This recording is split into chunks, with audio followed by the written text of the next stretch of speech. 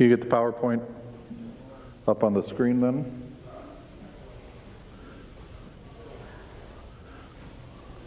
All right, my clicker works fantastic. We'll go ahead and get started. All right, good morning and welcome to our Bible class. Continuing to look at the hard sayings of Jesus.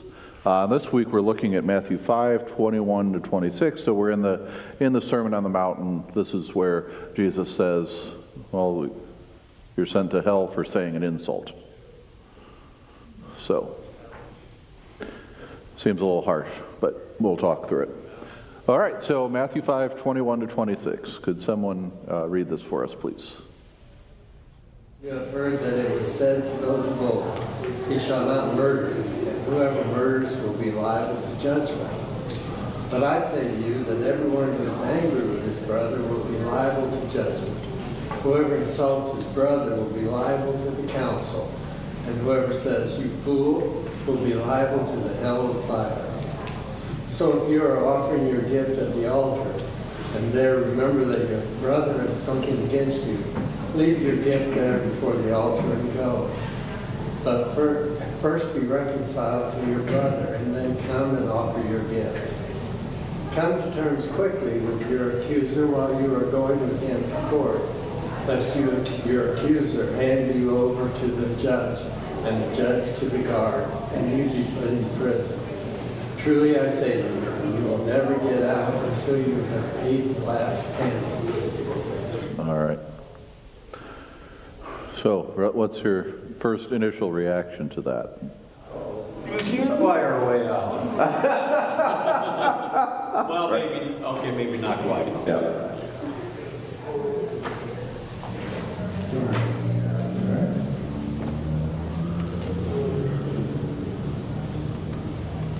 All right, so at least part of what's going on is, again, this is early in the Sermon on the Mount, and in the section right before it, Jesus says, "Do not think I have come to abolish the law or the prophets. I've not come to abolish them, but fulfill them." And so that's kind of what he's going. Goes through Beatitudes, and then he goes into this section.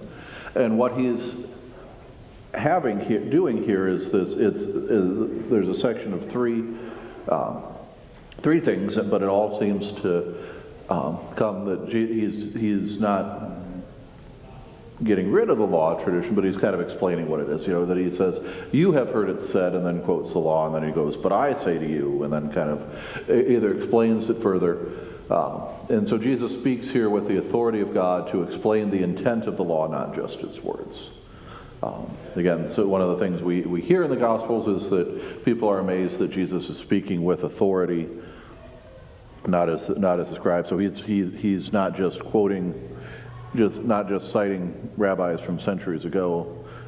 He's instead, tweaking things, looking at things in a new light.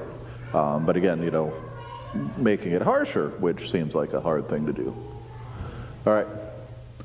And then one way that people will try and explain what this passage especially means is Jesus is kind of arguing that there's gradations of sin, and so we need to look at that. And so the first gradation, but I say to you that everyone who's angry with his brother will be liable to judgment. So that's anger towards your brother is a minor. It's an offense, but that's kind of a minor offense. And we get that same kind of phrase, when Paul's writing to the Ephesians: "Be angry and do not sin. Do not let the sun go down on your anger." And then second one, whoever insults his brother will be liable to the council. So that's and that's insult. The other Gospels will say that it's this word raka, which is an Aramaic term of abuse, and the root word means empty, so kind of calling someone empty-headed, numbskull, something like that. And if you're appearing before the council, that's the Sanhedrin again, that religious council, in some ways sort of the Supreme Court of Jewish society. So you get angry with your brother, that's a minor offense, but you appear for judgment. Say this insult, and then you're to the council. And then whoever says, "You fool," will be liable to the fire of hell. So what's going on here? Well, that's the Greek word moros, you fool, which is the root of the word moron. So apparently if you call someone a moron, you're speaking Greek. And this is also... Right.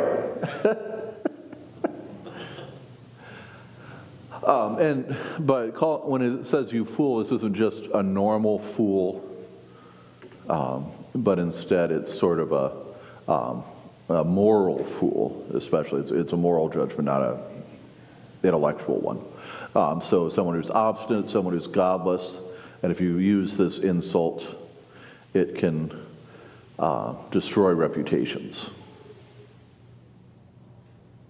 So again, and reputations are of course hard to recover. So, all right. So any thoughts on this gradation argument? That one way people try and explain it is this. I'm not saying you have to buy it or not, but what? That was a deep sigh, Harry. I'm still thinking about moral. Okay. All right, and also kind of recognizing, what Jesus he's Sermon on the Mount. He's talking to a big crowd, but there's some Pharisees there too, and a lot of what he does is kind of we can see in that how he does that. And so the problem with the gradation argument, though, is that all sin deserves punishment. It doesn't really work on a sliding scale, at least in God's view. It might in our legal system. You get away with that you don't have the same punishment for speeding that you do for extortion or murder or anything like that. But it's all sin, all deserves punishment. All right, so if Jesus isn't doing this gradation argument, then that's where we get back to that idea of, well, wait a minute, I call someone a fool, call someone a moron, and I need to go to hell? Well, yeah. All right, and so part of also then what's going on here is that Jesus is trying to use God's word, God's law, and show us the different uses of it. Or at least that's usually how I'll end up explaining to it. So if you remember back to confirmation classes or other times, as Lutherans we tend to talk about there being three uses of the law, and they're here. So curb, mirror, and guide. Anyone remember that concept? Okay, all right. And so first use of the curb, the first use of the law is the curb. That's natural law. That's what everyone should agree to. And when I'm talking about it with my confirmation kids, I'll talk about that's just the text of the commandment, don't murder. And that natural law, most societies will say murder is bad. That's not something there's a whole lot of disagreement about. There's disagreement over what is murder. There's disagreement over when murder is justifiable, or when killing is justifiable, and when it crosses that line to murder. Our legal system has murder and manslaughter and different definitions depending on how it happened. But we agree that someone killing someone else is bad, as a general rule. So that's the curb use. That's natural law. That's our conscience. That's how that works. The second use is the mirror, and for Lutherans that tends to be the primary use of the law, especially when we do that law-gospel paradigm. And so that's the mirror that shows us our sin, and that's what Jesus is doing here. For example, that there's sin in anger that could lead to murder even if no physical murder's committed. So the sins, when you get angry, the sin's present in you. It may not literally advance to murder, but that's there. And so this helps help people realize that even when that people can look at the commandments. I mean, we talked about the rich young man a week or two ago. I goes, well, I've kept all the commandments, and because I haven't murdered anyone. I haven't committed adultery. Well, Jesus is going, well, wait a minute, let's hold the mirror up and go, well, okay, you haven't murdered, but you've been angry. And if you could have gotten away with it, you might have murdered. So that's sin in there. All right, and then the third use is the guide, and that's the how do I live my life. That's kind of the I'm saved, now what part. And so that's where, and then I usually point my confirmation kids to Luther's explanation where he expands on things. So when Luther explains the fifth commandment, so first use is you shall not murder. Second use is Jesus says, you've heard it say don't murder, but I say don't be angry. And the third use is Luther's explanation where it's not just not murdering, the flip side is helping my neighbor in their physical needs. So that's that guide of the Christian life. It's not just avoiding sin; it's doing God's will, and so that's how the third use is a guide. All right. Any thoughts, questions, comments there?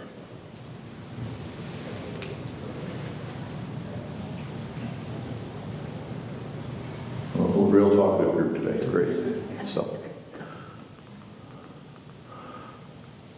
All right, so ultimately, I think that's how we can understand Jesus' words here, where he's talking about getting angry and appearing before judgment or insulting people and being in judgment. That it's showing us our sin as that second use, but ultimately, though, the reason that God shows us our sin is so that we turn back to him, we repent, and recognize our sinfulness, our need for a Savior, and then recognize all that our Savior has done for us. So, all right. So, when you think of a fool, what comes to mind? Clown, circus. Okay, clown, circuses. Yeah. What did you say? A clown. Okay. Yeah.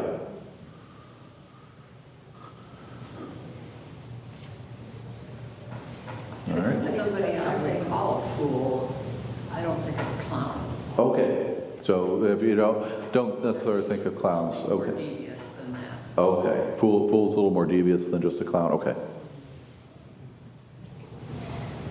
Somebody who does something silly or stupid. Someone who does something silly, someone who does something stupid, foolish. Right. Yeah. All right. It's pretty subjective, It can be a little subjective, I think. Yeah. because the fool obviously doesn't necessarily think they're doing foolish things, even Yeah. though you might, because of your look on life.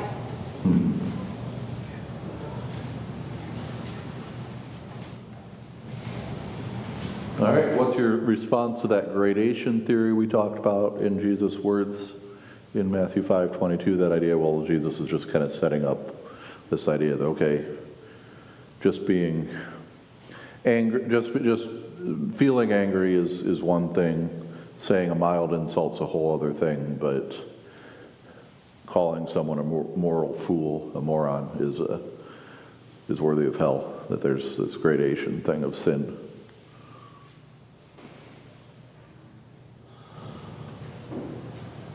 Yeah. It's sure too bad none of this stuff ever gets discussed in school. Okay.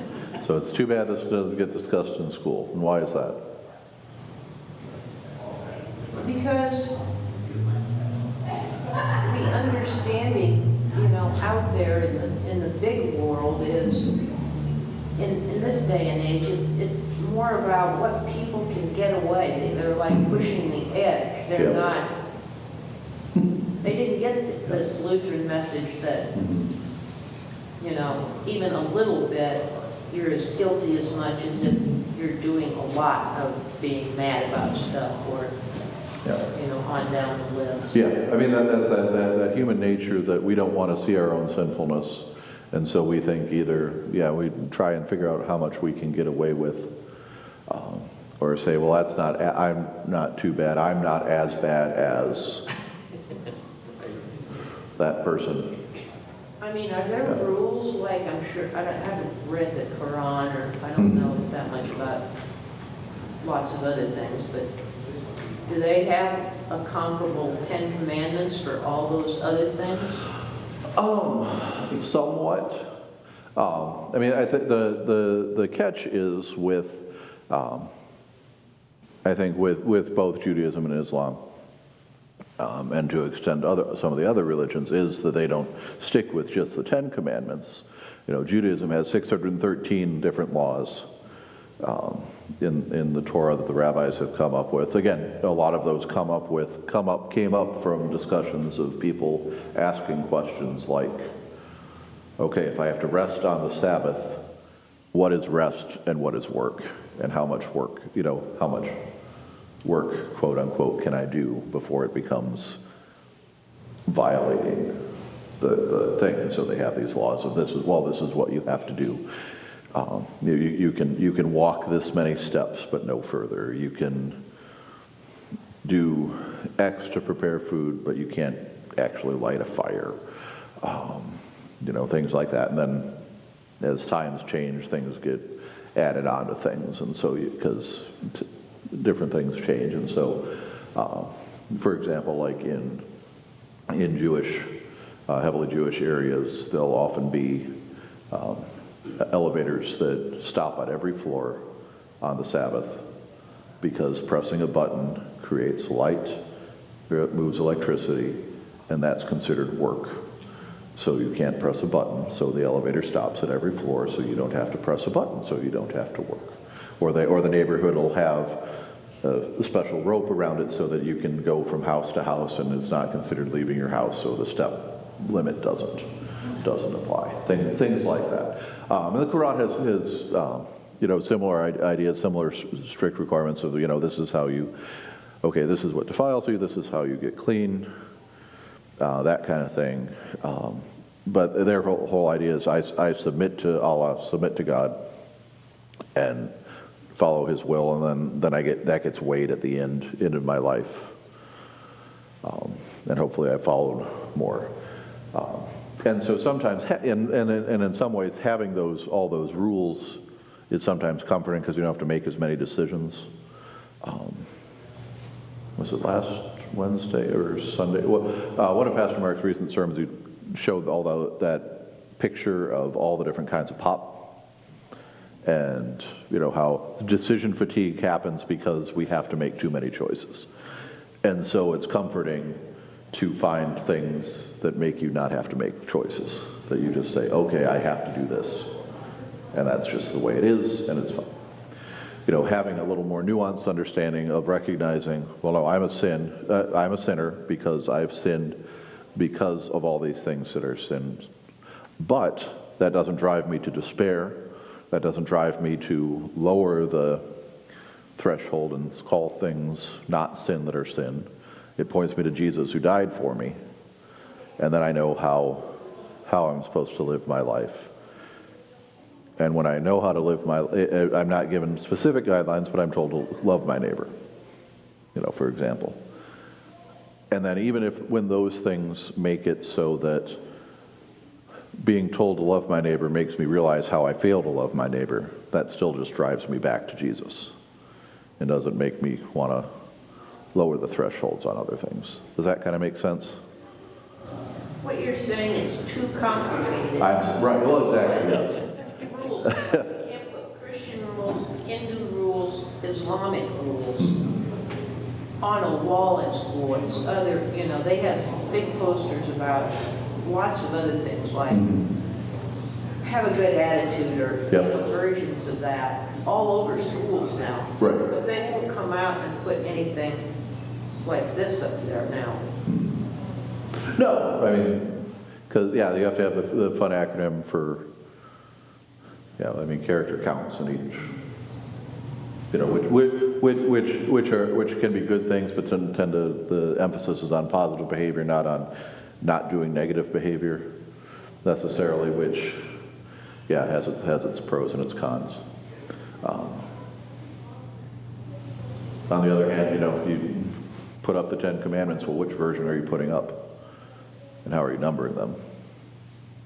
as a general rule, they're not putting them up the way we number them. They'll use the Reformed numbers because there's more of them. So we'll have to worry about graven images and not as much about coveting. But so, because the commandments are in Exodus and Deuteronomy, but they're numbered differently. There's two main different numbering systems. The one that we use has one commandment of no other gods, and we split the covenant commandment at the bottom into two. So we have two covenant commandments for 9 and 10.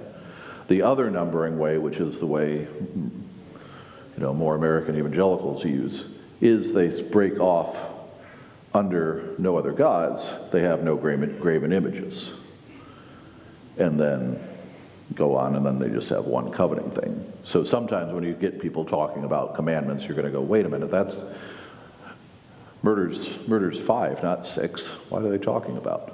Well, it is a slightly different numbering system and slightly different versions of things. So, and of course that leads to whole other things. That's part of why Calvin and the Reformed tended to not like things like stained glass windows, because we need to get rid of graven images, so we can't have pictures of God. So let's just not have any images at all. But sorry, that was a little bit of a tangent, but that's all right. Yeah, Tom. Well, I'm going to expand on that. Okay. Because this is the way I first learned to do difference in numbering. Okay. I asked one of my colleagues, I said, is it a sin against the second commandment to say God damn if you don't capitalize the G? And then he thought about that, and I said, yeah. We argued whether God knew whether I capitalized it or not.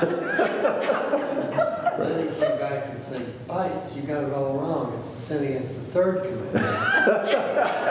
Third. And we argued about that. Right. This took weeks. Yeah. So then I came to my office one day and I had a cup on my desk and it had the 10 Commandments Presbyterian style. Right. Yep. And I looked all over to find a cup with Luther. I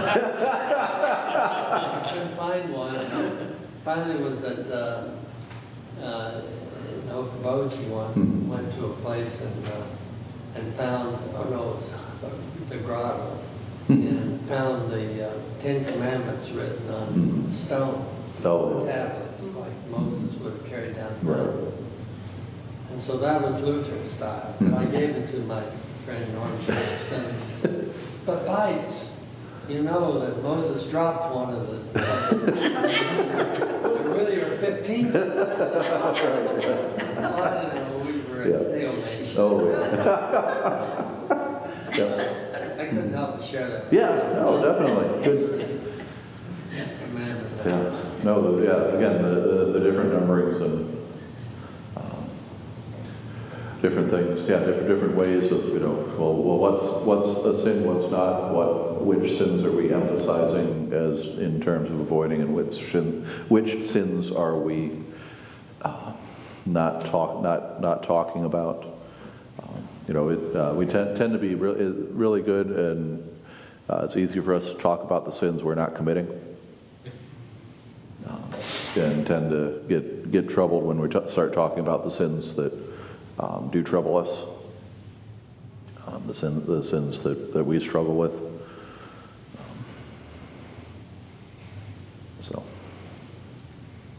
But yeah, again, that the second use of the law points us to be reminded of our own sin and our sinfulness, and but then that points us to Jesus and all that He's done for us.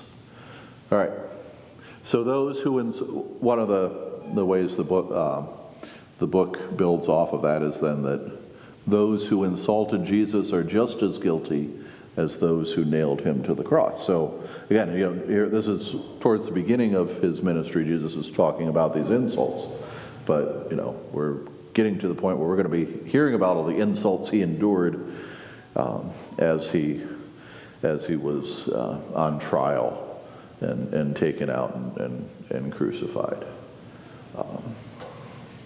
Do you agree with that or disagree with that statement, that those who insulted Jesus are just as guilty as those who nailed him to the cross? Why or why not? They're both sin. Yep. Yeah, both sins. I mean, and in some ways, I mean, you can argue, I mean, the Roman soldiers are probably just following orders, which, again, is another, just following orders, you know, in our time has a very, very strong negative connotation as a way to get out of, well, I didn't sin, I was just following orders. But, I mean, the people insulting are certainly not, you know, they could have kept their mouths shut. They're willfully doing this. They're not getting, well, I mean, I think there might be some debate over how much of the crowd the priests have riled up to start shouting at Jesus and insulting him, but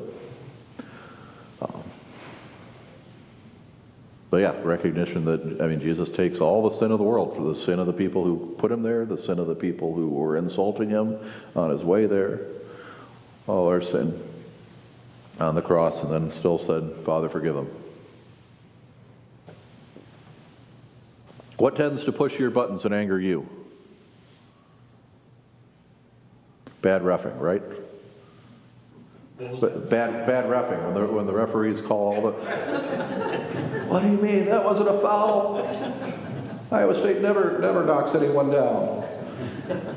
Politicians. Yeah. But no. What else pushes your buttons, angers you? Politicians. Okay.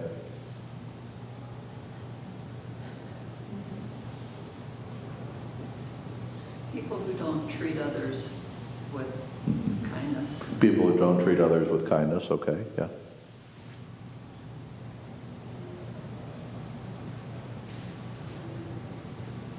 See a lot of it in movies.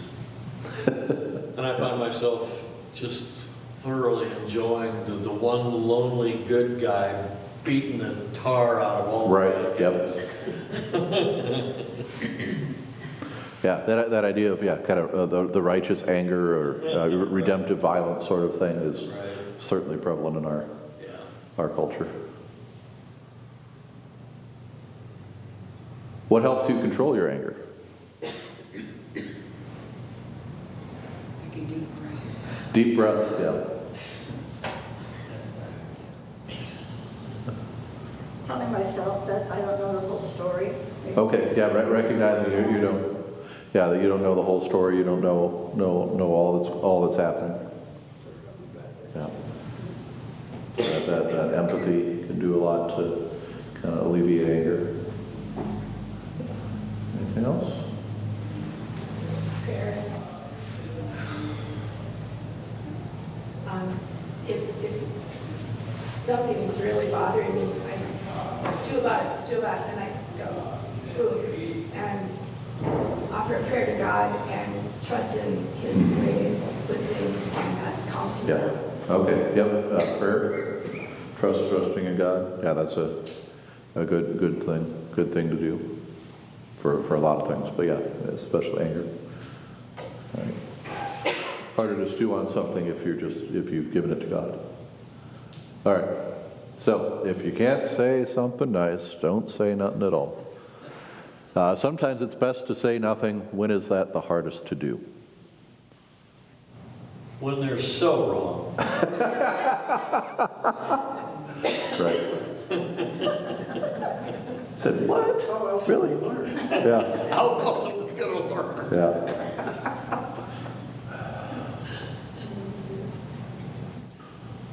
Yeah, or there's different memes of, you know, why are you up so late? Why are you still up? It's like, well, someone's wrong on the internet, and I've got to argue with them to fix it.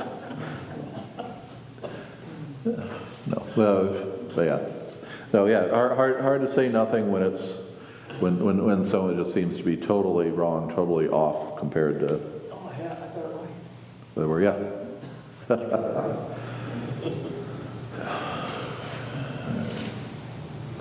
All right, and so again, looking at that third use, that the curb mirror guide.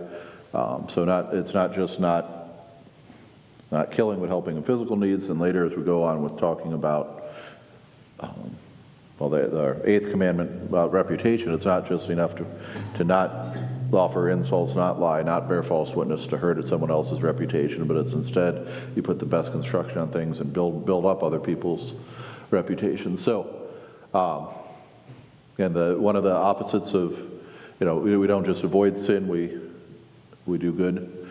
So God wants to replace hurtful words from an angry heart with uplifting words from a joyful heart. What uplifting words might you share this week?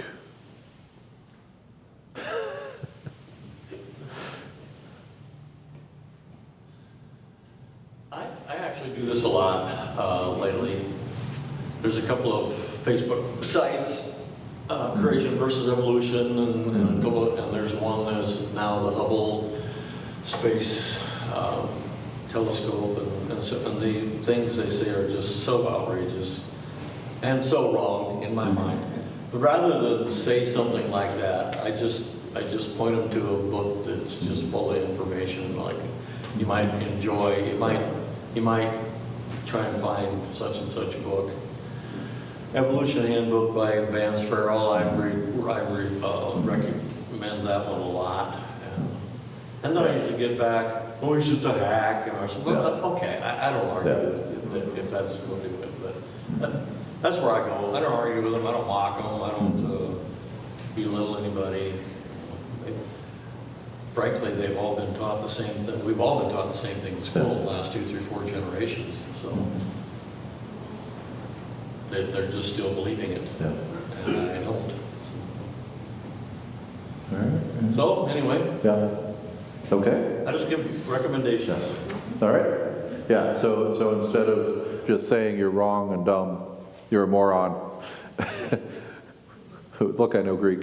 Instead, helpful. Say, here's a helpful thing. Yeah. So we put the best construction on things that there are actually, looking for positive intellectual engagement and not just posting on there to roast these dumb Christians who believe God made things. So, all right.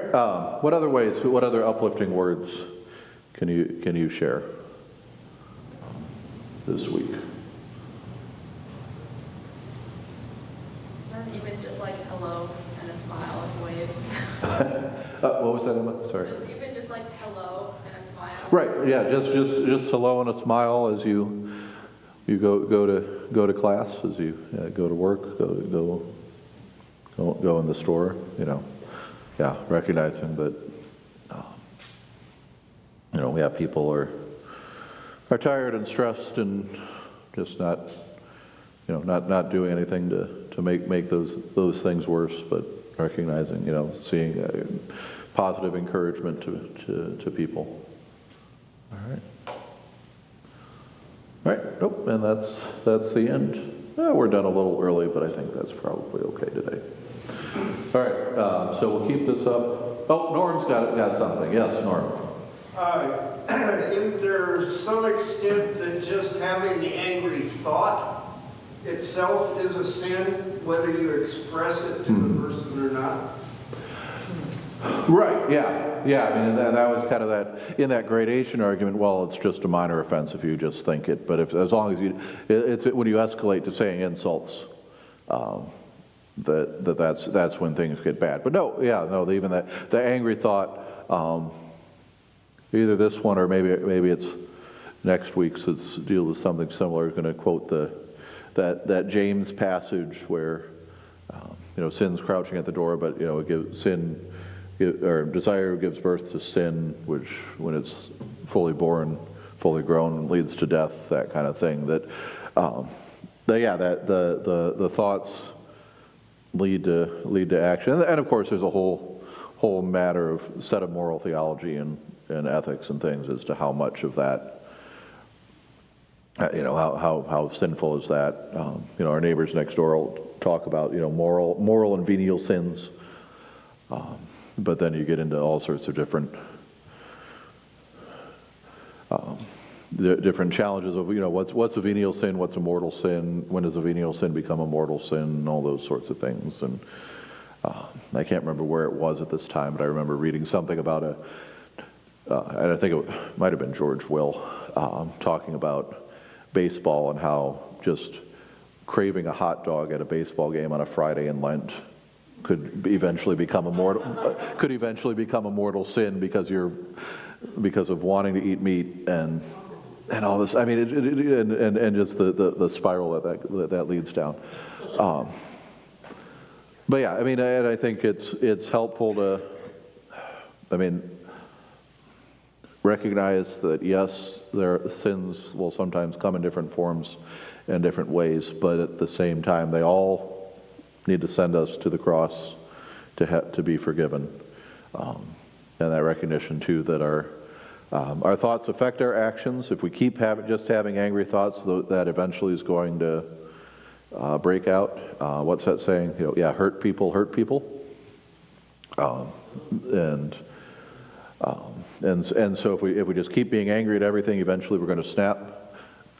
But sometimes maybe even doing those positive things, whether it's going out to help a neighbor, even if you're angry at them for letting their leaves blow into your yard or whatever, or saying positive things, to the checkout clerk, even if you're frustrated with how they're scanning things or whatever, though that can help change your mindset and help you be more like Jesus too. So, but no, good thought, Norm. So, all right. On that note, we'll stop here and we'll keep going next week. So, thank you.